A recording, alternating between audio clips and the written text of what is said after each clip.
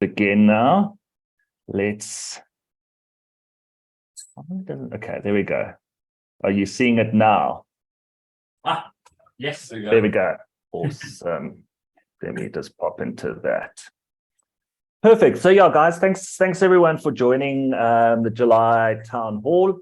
Obviously, thanks for making the time to join us. I know just a bit of time out of your day.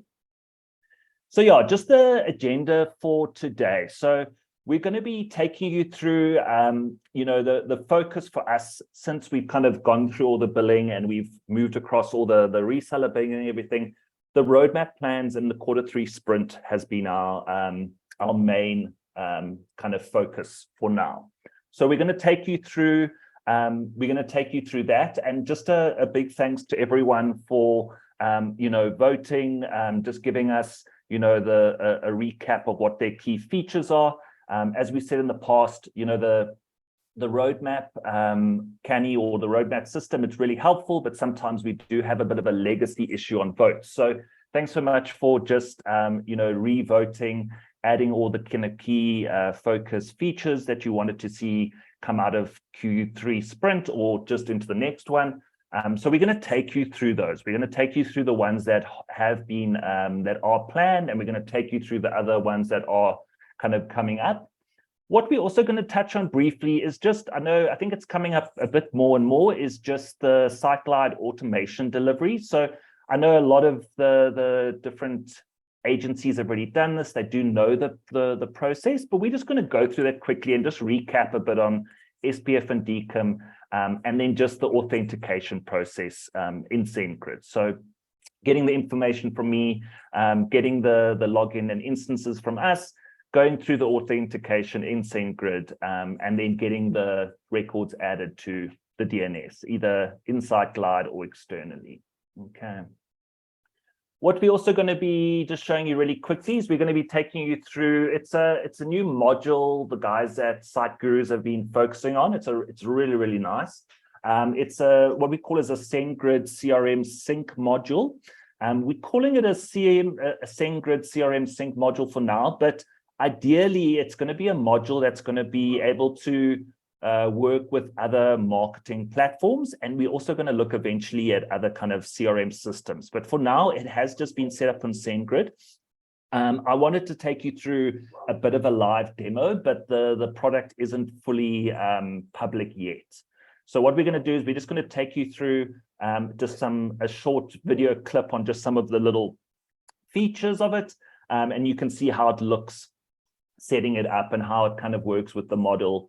Adding the code input there, and then we'll also look at things like some basic logic and some basic, how to kind of add to different lists as well. Okay. And then at the end, what we'll do is our normal, we'll just open out for any other business or any other, questions, any feedback on the roadmap plans, or maybe questions around automation delivery or the CRM sync module. Okay. Cool. So roadmap plans for Q3. So like we said, yeah, so really big thank you for everyone for voting and just giving us this information. The biggest thing for us is we want to make sure that we actually, get some of the big features done while ensuring we do the most important do the most important, but also value the smaller other requests that are valuable as well. So looking at kind of our main focus for next, these are our kind of key features to push the platform forward. We're going to be working on user roles. I know Matt's already busy with that, and I know that's a really big one that a lot of people have been asking for. So Matt's already been working through that. I will send all of this information on the ones that we are planning, and I will add it to the sprint channel as well. So you'll have a recap, you'll have the links to each one, and you'll have that as well. And then we'll be focusing on Zapier. So Zapier is something that's coming up more and more. There's some little fixes and improvements we want to do there. So just some additional Zapier integrations with automations as well. Okay.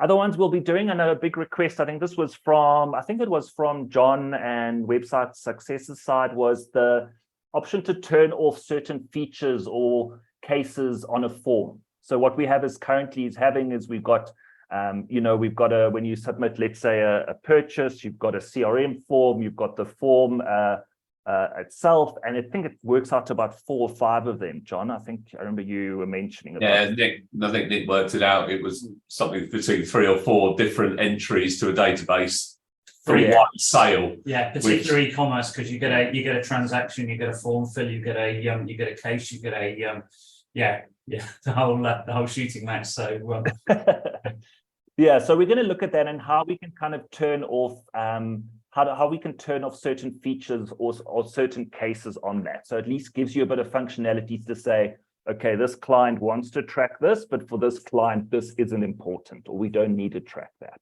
Okay, or store it. Okay.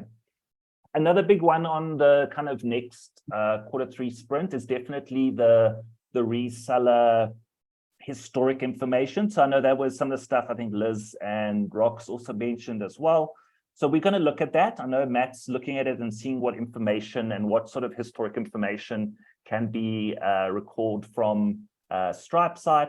But yeah, we're working on that. So at least you can go and say, like we said, this site usage was this was the value of the invoice, and we can go back and look at what their actual usage was for that month. So at least it's much easier to answer any questions or look back on that specific archive. Okay, so these are definitely our next key focuses. They kind of the ones that are coming up next in the sprint. After that, what we're going to look at on the future ones, and these are ones that are kind of on us to build a bit, but they're not as important as the other kind of key ones that are happening next. So we're going to relook at the menu builder version 2 and see how we can improve that. A big thing that's been coming up a lot is definitely the bulk actions. So like we said, if we want to bulk update or enable or disable, you've got to go into each one. You've got to come out and do that for each specific one. So we're going to look at doing the bulk action as well. Also, what we're looking at is the web app edit form layout. I know that's been coming up quite a bit. So we're going to look at including that into the different layouts. And then one thing we're also going to include is we're going to include order custom fields. So this is one thing that I think was brought up, and it had to do with order statuses. So if you wanted to have different order statuses, what we said is, and what Matt and Luke said is, if we make order custom fields available, then you can actually set up your own sort of statuses, because one status here might work where another status might be something else. So that's what we saw as a bit of improvement, was to have that, have the order custom fields functionality, and then we can always look at other things from there as well. And can I just check those custom fields will, or make a note against it, that custom fields will be available for us to draw that information into automations. So, for example, one of the things that our e-commerce customers will want is, yes, they'll want to change status, but they might then want to add on a tracking number for the shipments to go out in the status update email. So having that would be because I assume it would be like if a status updates, you would want to trigger an automation that sends a link with the delivery link. I think I remember you guys bringing that up. Yeah, okay. Or into automation. I'll make that note. Okay. Perfect. Yeah. So no, that makes sense. I think once if you can do that, then you can trigger out either confirmation, a delivery with that link, with a delivery link. It makes sense. So that's good. I'll make a note of that and just go and check that as well. Okay. Product copy. So that's also another one. If we're adding a whole bunch of products or similar products, maybe the different variations or whatnot, sometimes it's quite monotonous. So we're going to include the product copy as well. And then we're also going to include, which is definitely a worthwhile feature, is just the multi-images on attributes.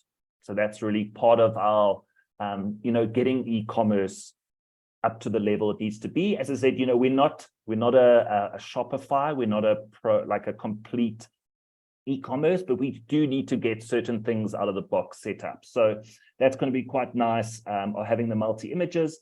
And then also the next thing queued up is we're going to apply discount codes to specific products as well. So that will also be queued for the next. I can see John. John's happy about that. I know you guys are getting a lot of e-commerce is obviously a big thing at the moment. Obviously, everyone's trying to enable e-commerce. So I think it is really important that we have those for clients. Okay. Perfect. With Yeah. Menu Builder V2, Yeah. is that going to handle things like mega menus and those sorts of things? I'll need to confirm that for you, Rox. You say mega menus. It would be very helpful because we've had quite a few of those recently. Okay. Yeah, because I'm about to build a module to do mega menus. So, Okay. but I won't if you're going to be doing that for Menu Builder V2. So, Rox, I made a note here. Let me just confirm what that looks like. Let me chat to Matt, and I'll let you know, and I'll pop something also in the Sprint channel for everyone else, just so there's an update on that as well. Okay. I will make a It might note. be useful if we have a look on other systems and see what they do for mega menu on that, because it is a challenge with mega menu because there's so many different flavors of it. But maybe being able to almost give menus a hierarchy in that way would be quite good, even if you just have to install it. So when you make a mega menu, you might have 3 columns, for example. You might say mega menu 3, column 1, column 2, column 3, and just being able to do it in that way. But at a developer level, we have to put those in manually. Even that would be quite handy, because there's just so many flavors of mega menu. That's the that's potentially the challenge with it, isn't it? So well, even being able to have custom fields in the menu module. So to allow images and things like that, and a bit of text alongside things, if you. Well, it could be that, or it could even be looking up of other whether that's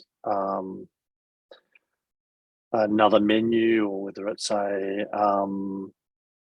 content holder, or whether it's a code snippet, or whatever other sorts of things. So so I think we've got to maybe just do some looking into kind of what options on there, and then if it is like you said, there's so many flavors, we might need to see and just maybe get from you guys a top kind of priority list, or see what is most valuable from you guys. But I'll make a note there just to chat to Matt about that. Okay. But thanks for that input. That'll help. And then I'll let you know, Rox, regarding if it is going to include mega menus or how exactly. I'll chat to Matt about that. Okay. Yep. Okay. Great. Perfect. So the next one is future. So basically what we kind of look at when we come to these are other ways that you can actually set up yourself. You can actually code them and build them out. So we're not putting as much of a focus on those for now. So obviously things like abandoned cart notifications, you can set up on that. So for now, it's just going to be something like that. We'll look at the next maybe the next sprint, and if it does come out a little bit more kind of often, and promotional discounts as well, is Matt said it's something that can be done currently, because you've got your specific rate and then your charged rate as well. So that's fine as long. I saw the message from Matt yesterday, and that's fine as long as you're not already using those fields for ex-VAT and including VAT for a trade customer. Okay. So that's all well and good for people who are just selling at one rate, but if you've got to show different ways to then add the VAT afterwards, then it doesn't work. So so it's a workaround, but not perfect. No, that's fine. I will add that just to the notes about it, so at least we've got that. Because I think that, like, when we have this and we have that additional context, because like the discussion we had yesterday, we just thought, okay, well, we've got the 2 rates, but like now, like you said, you've got a different use case. So I'll add that just to that, and hopefully we can push it into the next sprint. Okay, cool. So that's the future, and then ones we're looking at currently. So uncategorized. So the one that did come up a lot, and I think it was from Rox, but also Website Success's side, was the importing and exporting of media downloads through a CSV. Now that's something we can't actually do. So you'll see here, so this is the media downloads here. So media downloads are not stored in a place that's publicly accessible. So the URL upload to generators on the fly. Both CLI and File Manager currently target the URL of a site. So this file will be publicly available as soon as they're made, which defeats the point of them being media downloads. So Importing to CSV, we don't see that as a possibility. It would need to be probably more something around an API call on that side. So it's something that we won't be able to do now. We might have to just see what is the best route and are there any kind of limitations around the API side to do that. But for now, we won't be able to implement the import on CSV. That's just something we won't be able to do for now. Okay. But yeah, so we will have it there. And then if anything changes or if it's something, as I said, if an API, we hit any kind of issues with the API or anything, but we will keep it kind of in the uncategorized section until a later stage for now. Okay. Other ones not on the roadmap. So, So subdomain management. So we haven't put it to the roadmap yet. This is something that we're actually just waiting for Platform OS just to see if they can fix it for us. So it's not on the roadmap at the moment, but we will look at adding it. And then the other one that we aren't going to do yet, but not on the roadmap, is the product report. So I think Liz did join the call. We just need to add that request to the roadmap in Canny, and then we can look at including that in our next sprint, or just seeing how important it is the next sprint to actually have the product report available. I think Liz might be on the call. Yeah, that was an interesting one, Colin. Because what made me realise it can be done fairly easily was that new report in the event module, which has got a product ID, and if you report on that, you can see if the product ID is linked to the event. It reports on who's bought it. Yes. So I thought, okay, well the technicality seems to have been solved, and we really just want that same report in the product module, so that if you want to see how many of the XYZ product have been sold, you can actually see that and who bought them. Okay. Yeah. So I'm sort of working around that at the moment for one client, using the event module as a dummy up, because they don't actually have an event, but if you put the product in, it brings it up. So yeah, I don't think it's overly hard, but maybe there's something I don't understand and it's more complex than I think. Yeah, let me rehash it with Matt and Luke, and let's just see. I remember I think you mentioned that in the past town hall where you did that. You kind of added a product to that to get it kind of reporting through. So let me just rehash that with Matt and explain how we are doing it, and let's see if it is something that's easy or something that we can kind of focus on into the next sprint we've got. But I'll let you know that. Yeah, because it doesn't need to be pretty. It's just useful to be able to just dump that out. For various reasons. Yeah. Okay. Perfect. Thanks, Liz. Yeah, so I'll get back to you about that, and I'll let you know if there's any changes on it. Okay. Yeah, thanks very much.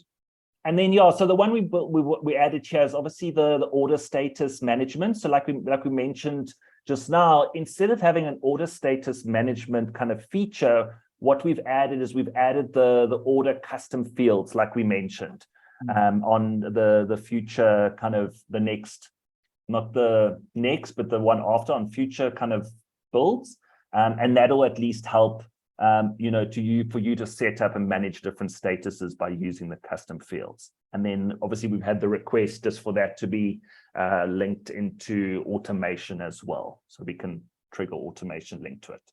And then also the one other one currently not on the roadmap anytime soon is the built-in conditional shipping. We obviously want to make e-commerce a focus, but we've got to prioritize one or two other things ahead of probably the shipping and weight and location side of things. We have got the requests here, so dimensions, advanced shipping options. That is still there, and then we can look at if that becomes more of a focus and it's more urgent when we get into the next sprints. Okay. But yeah, that's just an overview of the roadmap plans. As I said, I will add this to the roadmap sprint channel and Discord, just so you can see what's coming up with all the links that you've got, and then you can just go and recap there as well. And then I'll also give some feedback on like the menu building changes for rocks, and if it is any other changes, maybe for Liz regarding the product report side. Okay. Perfect. Perfect. So the next thing we're just going to talk about is just very, very briefly, it's coming up more and more often. Of course, I think you guys probably know SPF and email delivery security has become a lot bigger focus worldwide, I think for most people, especially Google. So just the process around that to ensure the delivery of any of your automations. So to do this, you've got to go in and log into the instance. So you can request the instance login per site from myself. You'll actually go in and log in and you'll authenticate the domain. So that's the first process, is authenticating the domain, because you've got to do that to get the unique DKIM records. So once you authenticate, you'll get the unique DKIM records.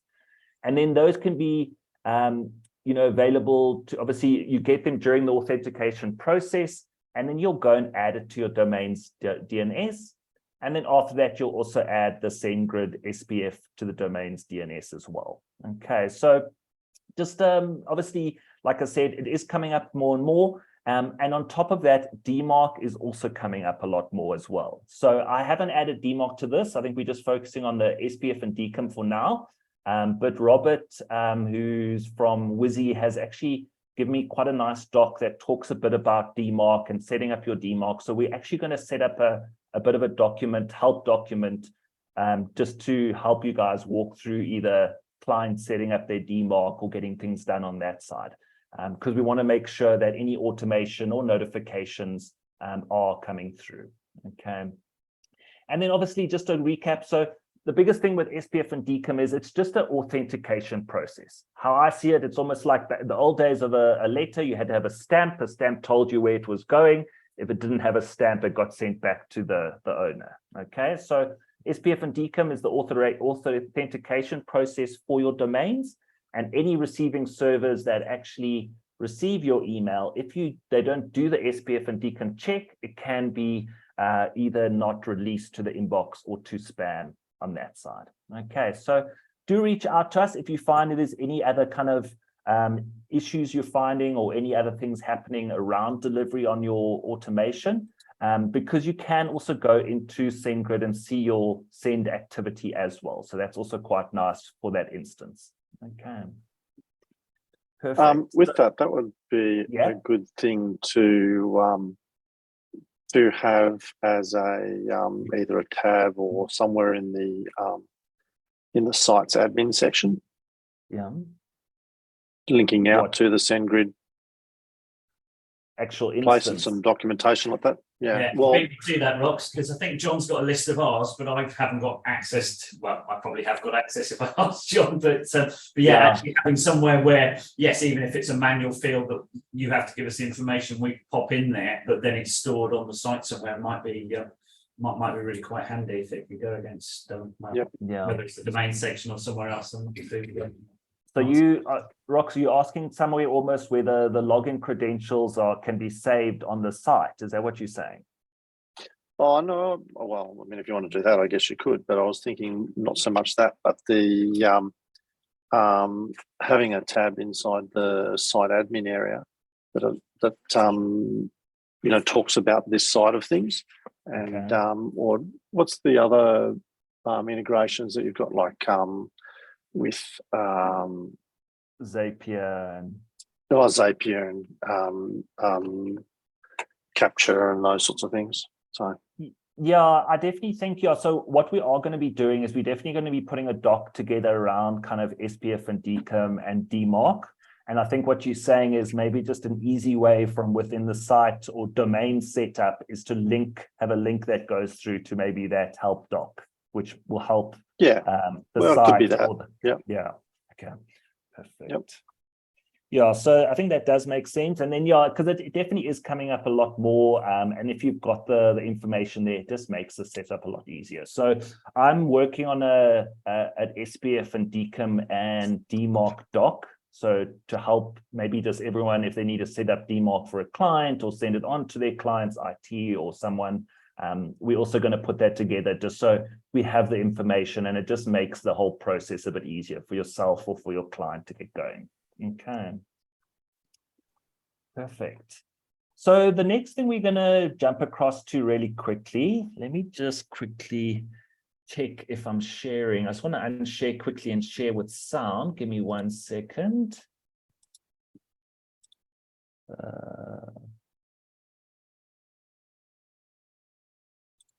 Sound.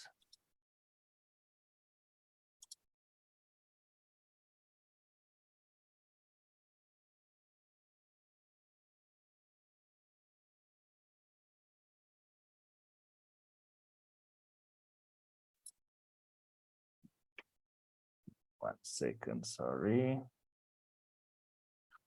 I don't know why it's not. Can you guys see the screen? Is it sharing?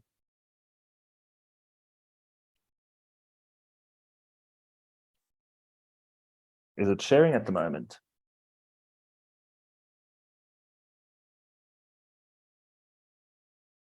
Can you guys see the screen? You can? Yes. Okay. Yep. Okay. Contact lists, yep. Perfect. So what I'm going to show you really quickly, and we are going to just jump between a couple little videos. I didn't want to show you the whole video because it's quite a detailed walkthrough. But this is our new, what we're calling is our CRM sync module. So with email marketing, with automation, it has been coming up a lot more where clients and ourselves clients are wanting to be able to trigger people when they fill out a form or a newsletter, not only capture it into SendGrid, but also either maybe trigger it out to an external marketing service. So we've created this. It's currently only working with SendGrid, but eventually we'll be opening it to other marketing platforms. And then what we're going to start with is we're just going to show you how it looks in SendGrid first. Then we'll go and we'll take you through just the automation setup, so actually adding some of the automation code in, and then we'll actually show you how we can change the code input to maybe add to a specific list or to add some different logic. So let me just do that. Let me make sure this volume's high. Give me 1 sec. And there we go. We have created 2 lists. Which we'll interact with later. So basically, yeah, that's everyone, and then these are lists that we'll do later. We're not going to use segments through the API because segments are so automated within this portal anyway that I don't at the moment think there's much point. So that SendGrid, it's not had much set up other than these lists. If we go to the site, I've got, well, in SiteGlide, it's probably useful to have a quick look at CRM. See what we've got set up. We've got here in the user structure some custom fields. This one's probably we can use later as a checkbox, but essentially it doesn't really matter what these custom fields are. We will be able to send them to SendGrid, except there is one rule, and that rule is that SendGrid only have 3 data types. They have a text string, a date, and a number. So we're not able to send like an array of data over because it won't work with our automations. So for now, I'm just sending over things that can resolve to one of those 3 data types, and anything else I'm not sending over, which at the moment I think is the best option. We'll just document that. So when you're choosing custom fields, you would just choose one that resolves to that type. If you were to pick, say, a dropdown, that's fine, because once one of them is a single dropdown, one of them is picked, you'll end up with 1 string. So that's supported. But if you were to pick, say, a multi dropdown that creates an array, that is not supported.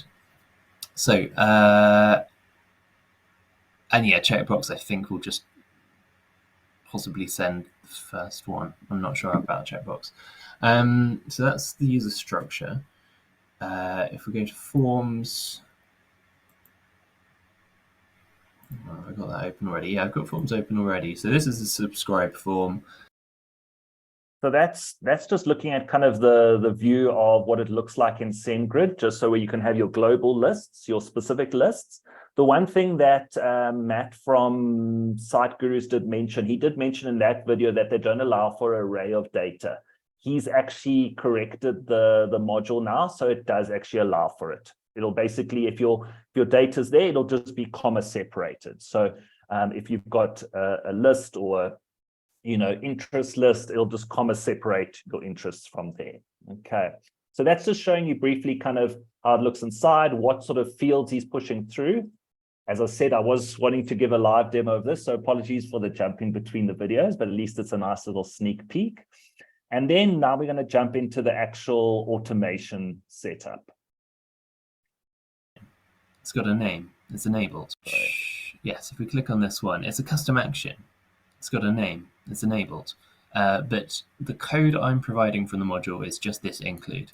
And you can do quite a lot of things with this include. So to start with, I've set my marketing provider as SendGrid. That's the only one that's supported at the moment, but potentially we can have others in future. And I've got an action. So to start with, I've got no contacts. Let's simulate adding. So if you just use an action add on its own, it will add that contact to SendGrid with no lists. So let's give that a go.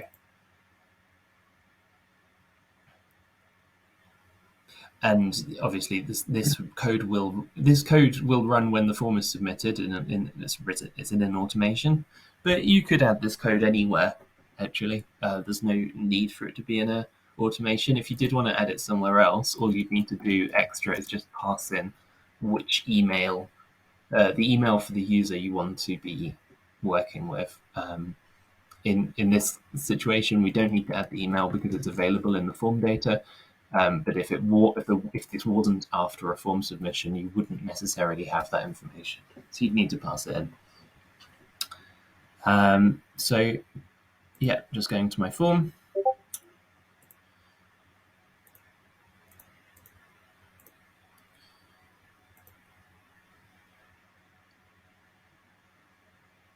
And we'll submit.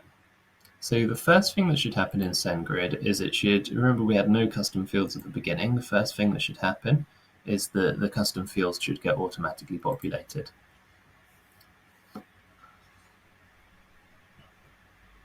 There we go. And you see they're named after, they're given a prefix of SendGrid CRM, and that's to distinguish them from any custom fields you might create in SendGrid itself and prevent conflicts, prevent overwriting those. Here's the field type text here, and this is so the checkbox itself has not been added because a checkbox could have multiple array type data. So currently it's not sent over. That's not a problem for us. So that happened already. Context takes a little bit of time to update, but here we go. We've now got one contact. So this was added. So there's 2 steps. First the custom fields, then add the contact. And you're able to then add all the contacts custom fields because. So that's just a view of showing how it will add the contacts. One thing that's also included in the module is you can also remove. So you can add or remove if you have certain logic. You can remove people from certain lists. The one thing I won't show you now on this demo is it will also update any custom fields that you change. So if you change a custom field in SendGrid, the next time the form's used, it'll update the field within SendGrid as well. Okay. And now what we're going to go through is we're just going to briefly show you just the difference in the code input to add to lists, as well as adding a bit of logic in as well.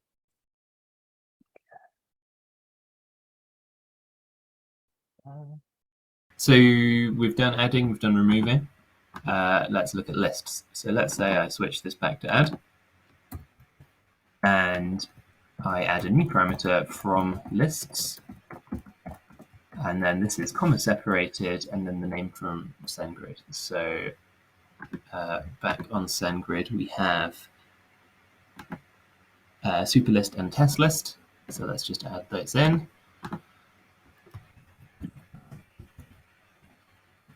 Separated text. Let's make sure there's no spaces in there that shouldn't be, other than the ones that are in SendGrid. And we save. And what we should expect to happen now is we'll re-add this contact, and we'll also add them to the lists at the same time.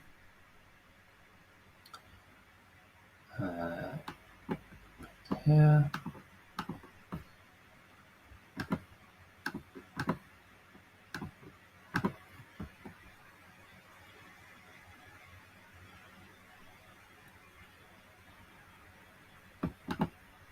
Again, I'll pause because this might take a minute. Here we go. Yep, so it's added them to all contacts and the 2 lists. Obviously, I can control which list it is by controlling what I put in the parameter. But you can also remove from lists without deleting the user. So if we set up a custom unsubscribe page, we could use this include, and we could allow them to unsubscribe from a particular list.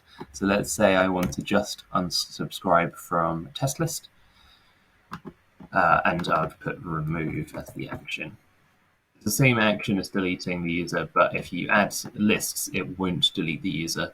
It will just remove from the lists. I think that was quite clear.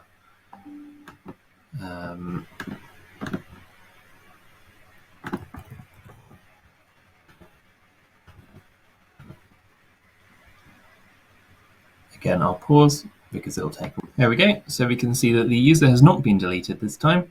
They've stayed on the super list, but they've been removed from the test list. So the last thing to show you is a little bit about how you can use this include with a little bit of wrap a little bit of logic around it.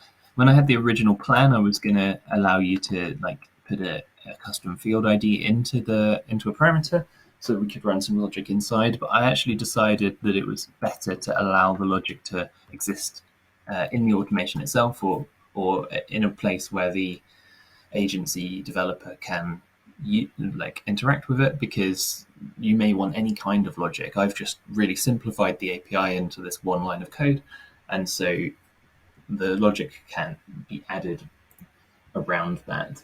And I'll give you an example. So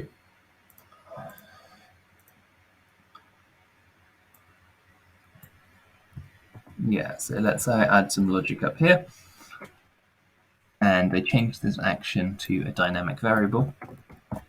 This means that I'm looking at this checkbox field that I added, and I know that that checkbox field is form field 32.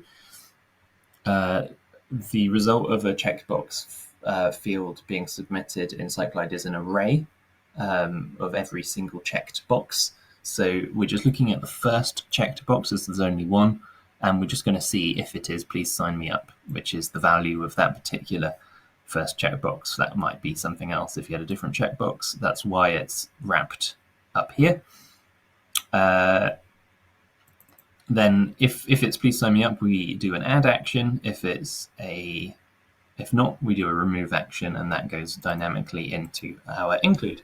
So now we can run that form again, and we can use the checkbox. This will completely add and completely remove the user. So in reality, you might want to be using lists here, but we will. This is a nice simple example. So first of all, let's take yes.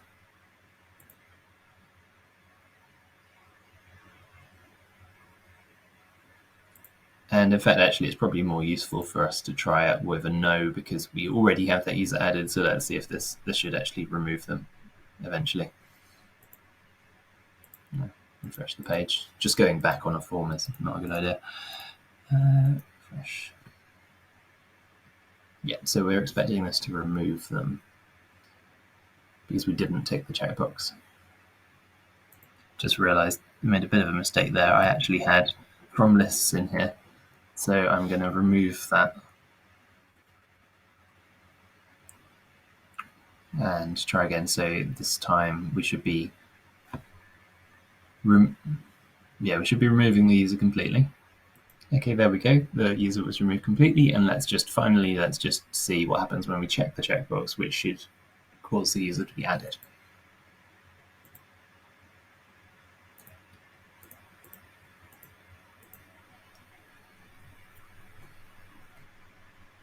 And there you go, the user was added to all contacts.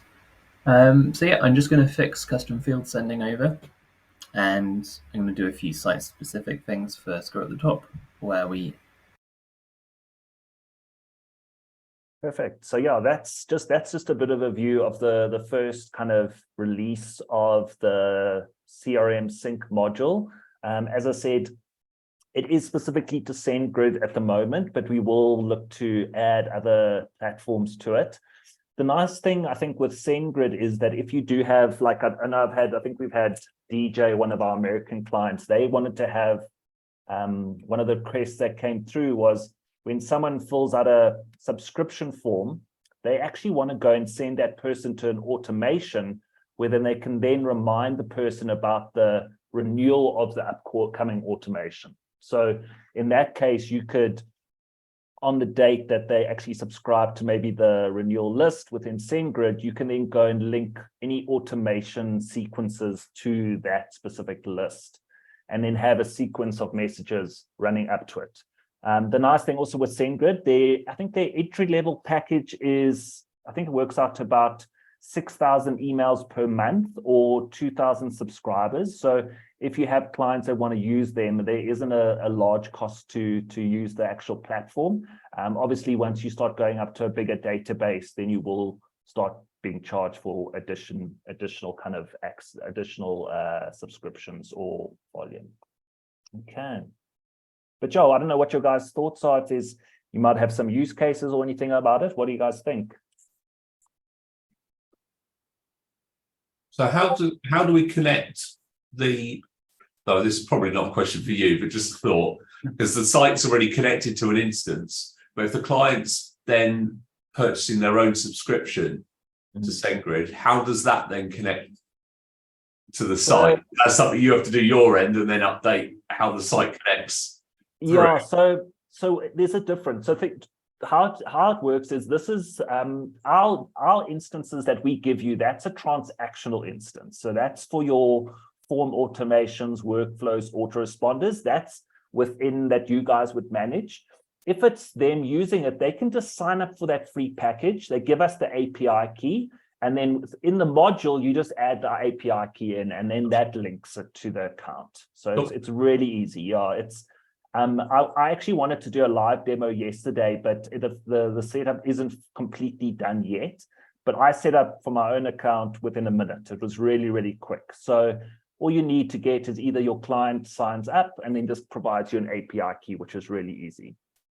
Cool. Okay. But yeah, so keep that in mind. And I think we should make it public probably in the next week or so. We've also got Site Gurus, Matt at Site Gurus has also put some documentation on it as well. So when it does go live, there are some example kind of code outputs and stuff to actually use for it. Okay. Perfect. And then, yeah, any other business questions? I know we dived into some of the questions on the roadmap side. Is there any other kind of outstanding business or any kind of things you guys are facing that you want to discuss? I'm not sure. Rox, anything from your side, or Sunil, Liz? Are you taking suggestions for other CRM integrations at this point in time? just knowing what my clients use. Yes. So one of the things I think Luke mentioned was probably HubSpot. I think HubSpot's quite a big one. The thing is, what we've got to look at is, so setting up for SendGrid is a one-way sync. It's literally just pushing that data through to SendGrid. When we start going and we start looking at opening it to other CRMs, it becomes a little bit more, not problematic, but we've got to understand how we're going to manage the data. Because where's the source of the data? We don't want any data overriding on SiteGlide that comes from HubSpot. So there's a little bit more work to do on CRM type kind of platforms, but it's definitely, that's where we spoke about, is where, if someone fills out a form, we want that case to be in SiteGlide, but we also might want to push them to HubSpot, where the sales team will engage with them and deal with them. So we're totally aware of that. I think in general, the other marketing platforms would be things like Active Campaign, of course, like MailChimp, I think would also be pretty useful. I think most clients are using. But the CRM side, do you share, I don't know, what are your guys' clients using at the moment? What do you find most often? Yeah, Zoho, which is a pain. But yeah, because at the moment with Zoho, we have to create a form in Zoho and then put that on SiteGlide so it pulls through to the CRM and the campaigns for workflow. It's all very, very complicated and But should that's be a the lot lack easier. of connectivity with Zoho, isn't it? It's just it's actually a bit archaic. So yeah, I'm not sure we'd be able to connect that in this way anyway. Yeah. In Charge, we use one called In Charge, which is again a bit like SiteGlide because it just is the email sending platform, so you can do your automations and things there.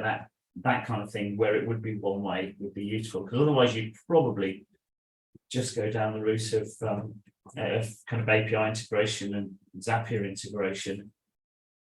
That two-way kind of data sync might be just trying to think how that would happen. But yeah, our clients probably use MailChimp and Dynamics 365 would be the two things we see the most. MailChimp, Dynamics. So Dynamics sends a shiver down my spine. Yeah, absolutely. Yeah, Dynamics is quite complex. I know I've worked on it previously at some other companies, and I don't know if they've just made it too complex. I don't know. Sometimes it's. Rox, yeah, thanks for that. So I'll make a note of kind of who you're finding them using the most. So MailChimp, Dynamics. Yeah, MailChimp, definitely. Yeah, I think MailChimp's always going to be a big one. I think that's definitely pretty straightforward. And then I'll mention some of the other CRMs. I think Zoho and on that side. Active Campaign, quite a lot of people use that. You said Active Campaign. Yeah. Okay. Yeah, that was. Then Go High Level is going to come up at that's going to become more of a thing for a lot of our clients. So that will that'll be in the mix. But I'm yet to fully integrate that anyway. So what was that, Nick? Where did you say that is? High level. High level. Yeah. Is it a CRM? It's a CRM and automated email marketing and text messaging service. It's one of those kind of everything in one replaces 5 systems, a bit like BC used to position themselves.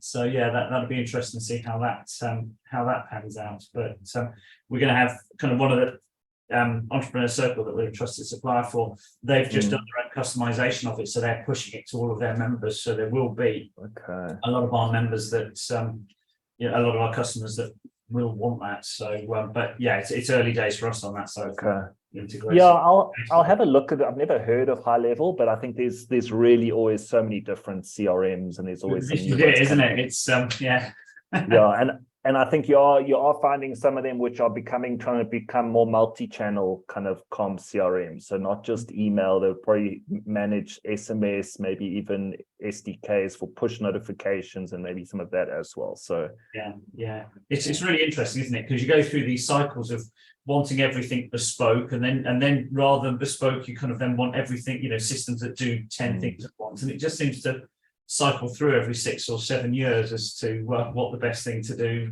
is for people. So I think I'm still in the have the best system for each of your need and connect them camp. But yeah, there is a movement to have everything in one place again. So we should.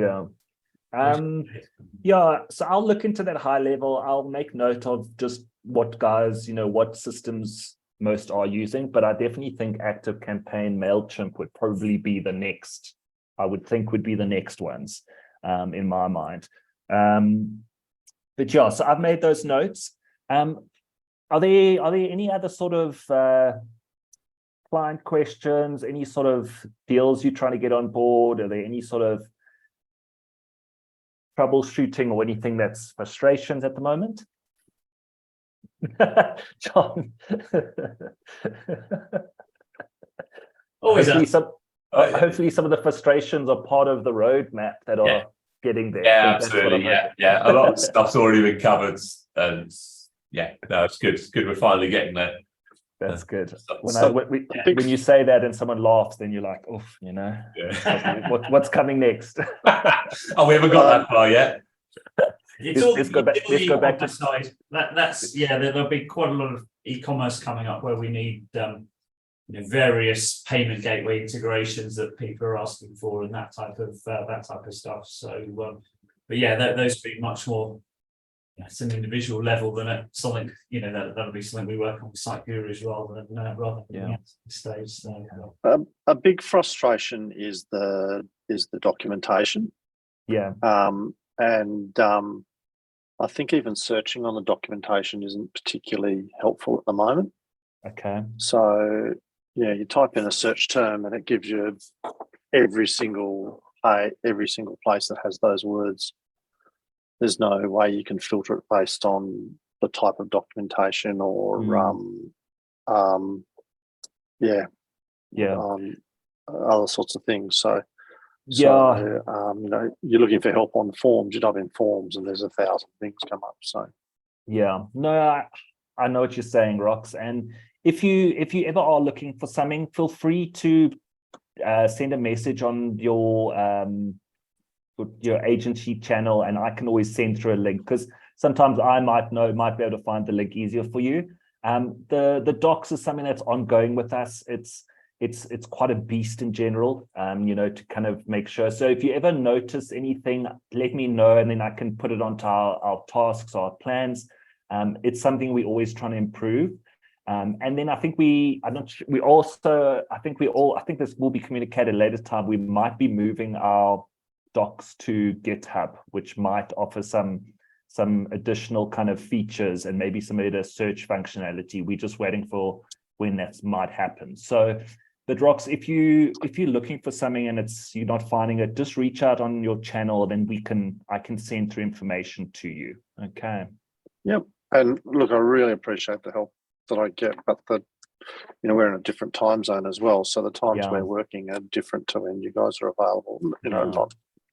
No expectations that you're working 24 hours. I mean, 22 is enough. I have expectations they're working 24 hours, Rox, but I don't know why you don't. We're in the UK. I'm happy to stay with just 22 hours is all I need. That's fair enough. You've got a couple of hours, haven't you? I'm not unreasonable. Yeah. I think something like tagging or something like that is going to help. Even if you move to GitHub or something like that, to be able to segregate the content into different things, and even having the developer documentation in the same place. And there's bits of developer documentation in the normal documentation area. There's that other developer area. And then we've got to go to Platform OS for the liquid stuff and all those sorts of things. All of that would be just nicer to tidy up. Perfect. I'll make a note of that. I'd like to back up Rox on that as well. And being in a different time zone, and I've noticed too, I'll get responses from various sources, through Discord or through going direct to SiteGlide for any issues or something I can't find in the documentation. But I'm noticing that what the solution is given to me is never added to the documentation.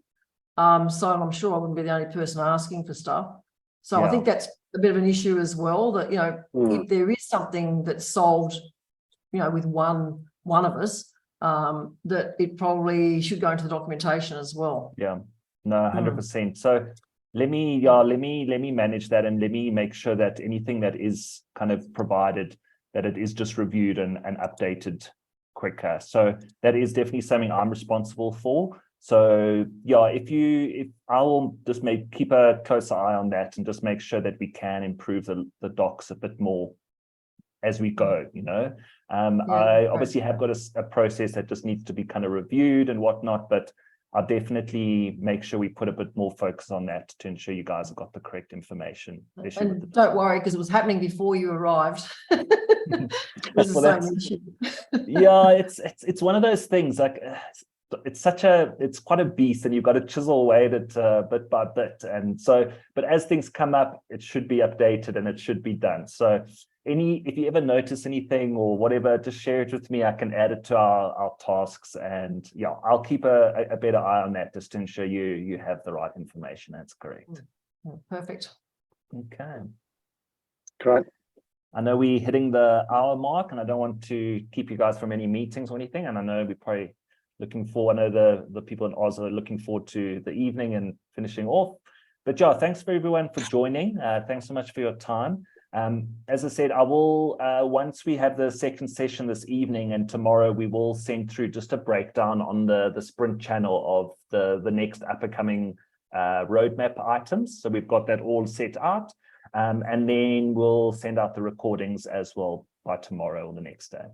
Cool. Just for a final bit of fun, where's Luke Holiday? Sorry, where's Luke working from currently? He's actually in England today. No. He's back in England. Wow. He's back in England. Fantastic. Send him my best. Yeah. He's. I think he actually has a meeting. Because it's like a meeting with his fiance for their wedding or something this morning. They actually got married in where is it? In the not Seychelles, the Maldives. They got married in the Maldives together last week. Is that correct?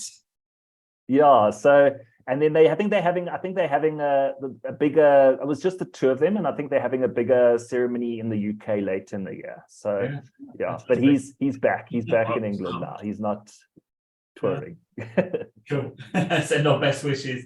Will do. And congratulations, of course. No, I'll definitely send them. But guys, thanks everyone. Thanks so much for your time, and enjoy the rest of your day and your evening. Okay. Fantastic. Yeah, thanks, Luke. Thanks, everyone. Thanks, Billy. Bye all. Thank you. Bye then. Bye. Bye all.